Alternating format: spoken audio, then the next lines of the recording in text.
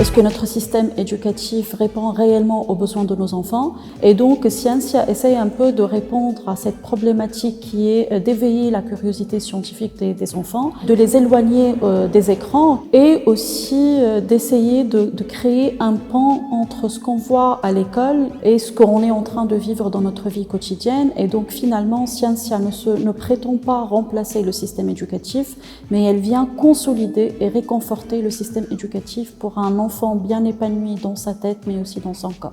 À l'époque, quand j'ai créé Nager de Nature, j'étais déjà spécialisée en fibres éco-responsables en tant que styliste depuis 1999.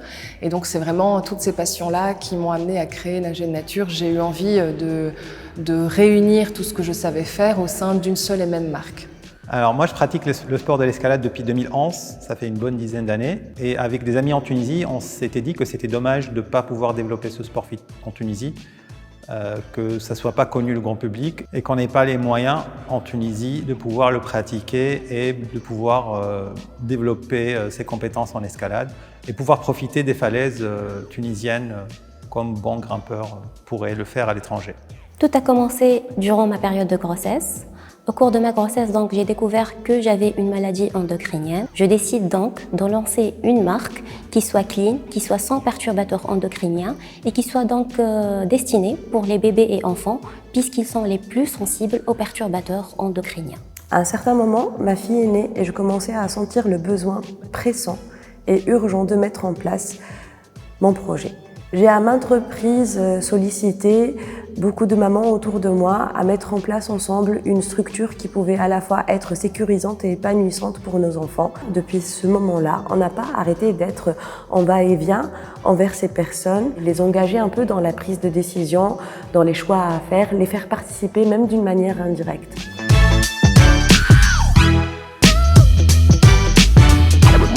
Les premières réactions étaient hilarantes pour eux et un peu décevantes pour nous. On aurait bien aimé avoir plus de foi et d'encouragement. Tout le monde trouvait absurde, surtout mes proches, surtout que j'avais déjà un poste d'enseignante universitaire et donc on ne comprenait pas réellement le besoin que j'avais justement de me lancer encore une fois dans une aventure. J'ai pas eu beaucoup d'encouragement, mais je croyais tellement dans la cosmétique solide destinée pour les bébés et enfants que j'ai tenu bon.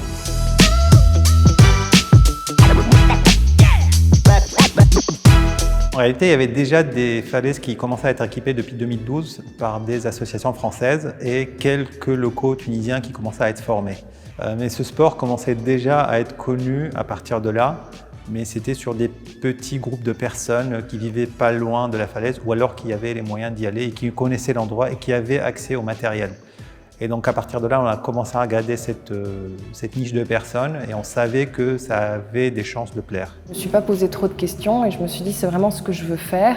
C'est en deuxième lieu que j'ai décidé de faire une étude de marché, de voir réellement, mais c'était un côté peut-être pas égoïste, mais un côté un peu...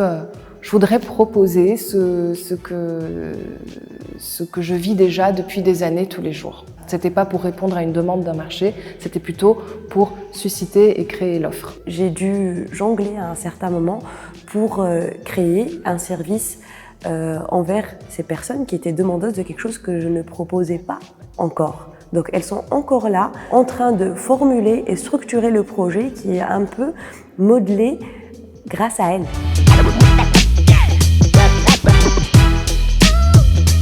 C'est d'abord les associés. C'est d'avoir un cofondateur avec lequel on peut discuter. On s'entraidait, on réfléchissait ensemble. Débattre, négocier et réfléchir à haute voix sur le fondement, le comment du pourquoi du projet. Finalement, porter un projet tout seul, c'est un lourd fardeau. Et si le projet dépend de vous, vous ne pouvez plus prendre de vacances.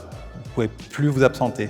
Et le fait d'avoir des personnes autour de vous qui vous aident et qui portent le projet avec vous, ça aide à alléger cette pression et à alléger cet effort et faire en sorte que ça se passe mieux. C'est difficile aussi de ne pas être confondu avec une œuvre caritative qui veut faire de l'impact social.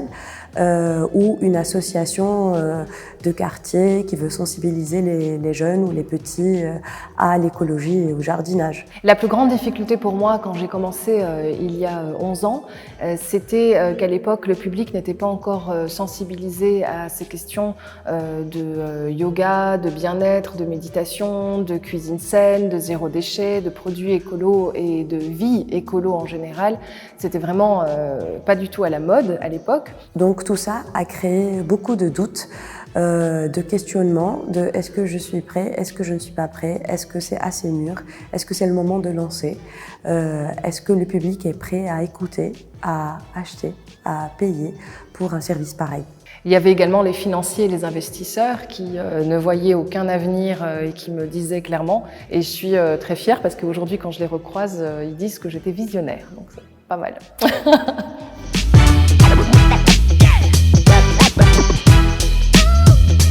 Faut pas hésiter à en parler, il ne faut pas avoir peur que l'idée soit volée par quelqu'un d'autre, parce que l'idée toute seule ne vaut rien, c'est l'exécution qui prime. Et justement, l'idée d'en parler le plus possible, ça va te permettre d'avoir le maximum d'infos pour pouvoir l'exécuter dans les meilleures conditions. On n'est pas uniquement fait pour le métier qu'on a fait, ou pour le curriculum qu'on a choisi, et que finalement, passer du génie civil à la vie d'entrepreneur, ça pouvait marcher, donc ça peut marcher pour toute autre personne. C'est suivre son intuition, mais aussi de s'informer le plus possible et de s'entourer d'experts afin que son projet soit viable. Si personne ne veut vous suivre, mais que vous croyez vraiment et vous vous dites que vous pouvez changer les choses, eh bien peu importe le temps que ça va vous prendre. Moi, ça m'a pris réellement 10 ans avant que Nagène Nature n'ait le succès d'aujourd'hui. Prenez votre temps, mais continuez à croire en vous-même. Ne changez pas vous pouvez changer de stratégie, mais ne changez pas d'idée. En tout cas, si vous êtes vraiment convaincu, ne laissez pas les autres douter de votre propre projet. C'est de ne pas réfléchir trop longtemps. De toute façon, un risque à prendre. Et c'est le moment ou jamais.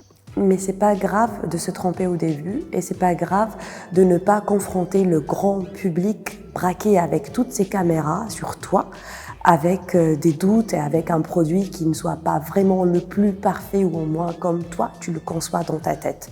Il faut y aller, il faut le lancer et après, en fonction de ces retours-là, c'est ça que tu vas construire et c'est ça qui va te servir.